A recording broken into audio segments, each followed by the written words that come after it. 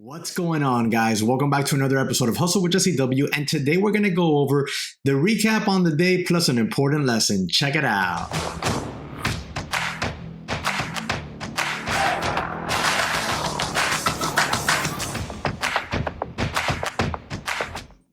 All right, guys, so let's go ahead and start jumping into this recap here on the day. First things first, like the small lesson portion, let's call it, or the lesson of the recap portion of today is that you got to stick to the trade plan.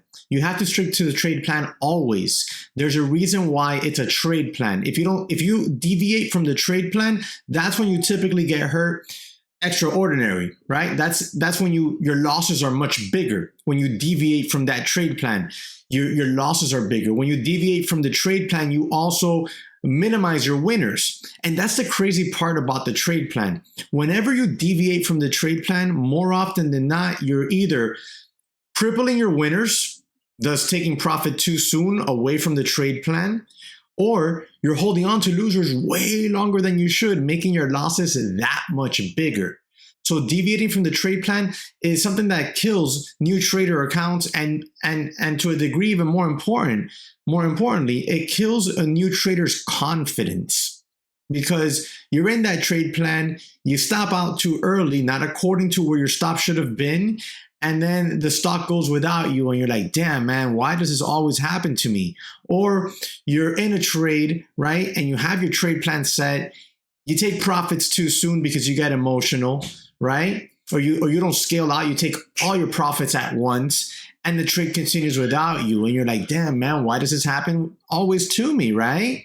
Or you're in your trade plan and the stock goes against you. You should stop out because it's reached your stop out level, but you don't stop out because you're like, it'll bounce back. Worse yet, you might average down on it and you end up thinking to yourself, well, it'll come back eventually. And then what? You become a bag holder.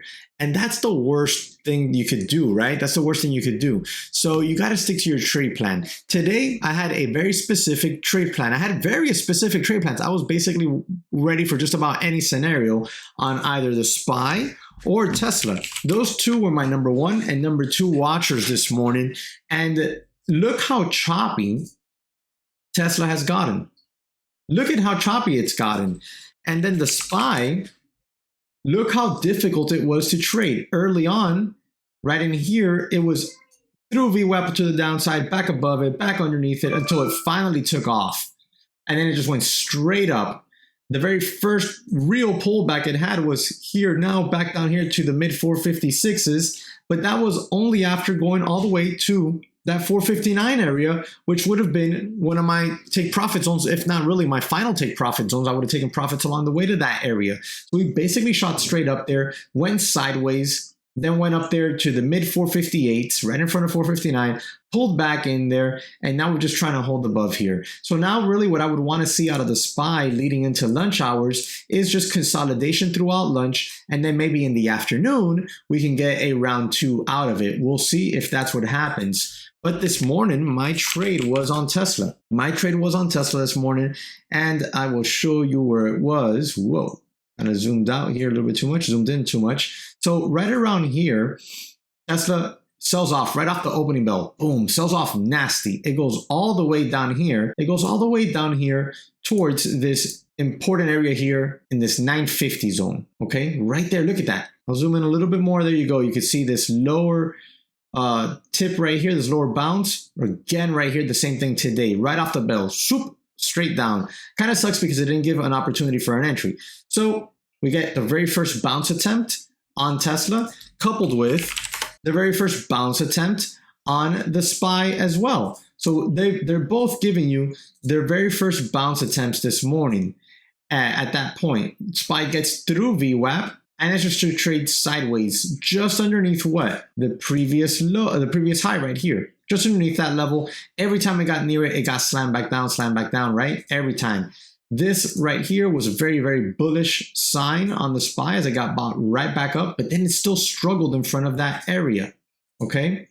It still struggled in front of that area. All the while, I was eyeing Tesla.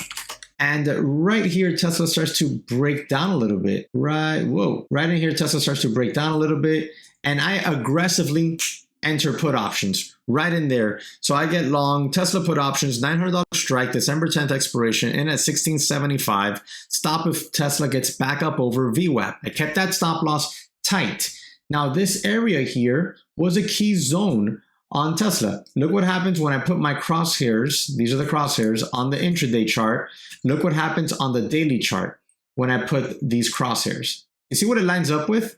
I'm going to put a couple arrows here so you can see the area that it actually lines up with on this daily chart. So VWAP, 38.2 Fibonacci level lining up right there. So right there, we break underneath a key pivot right here on Tesla that actually also coincides with the 50-day moving average vicinity there.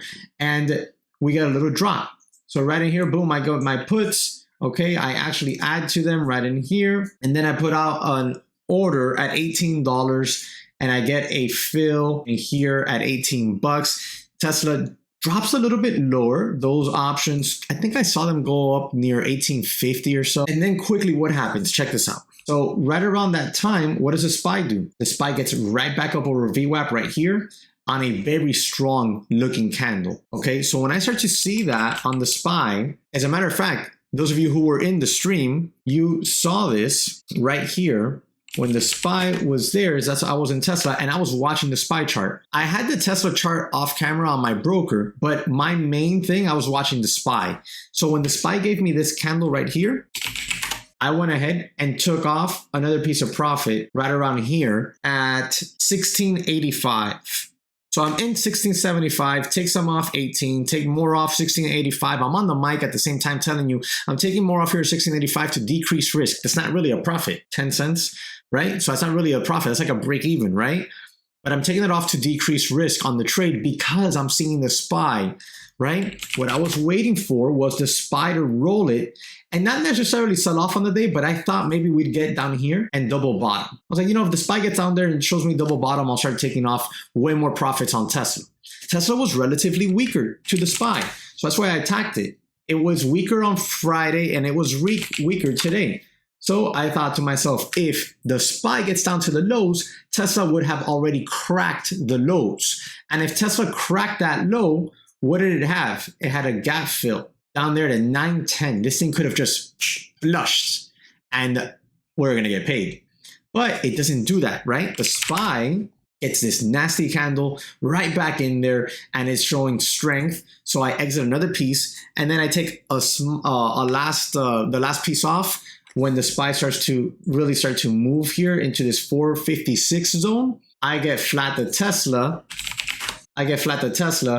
Last piece right here in front of VWAP. I didn't even let it break VWAP because I fully expected it to break VWAP with the SPY strength. So right there, I exit at 1510, my final take, and it was a small greens trade. Small base hit on the day. I'll take a small base hit over the red day. Why? Because I traded the trade plan. I had that plan, set up pre-market. I had the plan. We talked about it on the mic. And then as soon as I saw the levels on the SPY not do what I wanted it to do, in order to have more downside on Tesla, I exited the trade, right? Entry was already predetermined. First take, nice little take at 18. Second take to reduce risk. And then that the final piece that I took off, which was an L, was a small piece. And I exited it because I saw the strength on the SPY.